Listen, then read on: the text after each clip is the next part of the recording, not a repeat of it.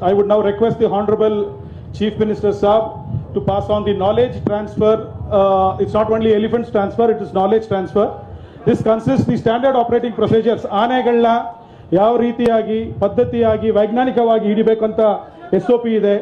ಅದರ ಜೊತೆಯಲ್ಲಿ ಆನೆ ಬಂದು ಹಳ್ಳಿಯಲ್ಲಿದ್ರೆ ಹೇಗೆ, ಕಾಡಲ್ಲಿದ್ರೆ ಹೇಗೆ, ಅರ್ಬನ್ ಸಿಟಿಯಲ್ಲಿದ್ರೆ ಹೇಗೆ, ಅದನ್ನ ಹೆಂಗೆ ಕಂಟ್ರೋಲ್ ಮಾಡಬೇಕು ಅಂತ ಇದೆ.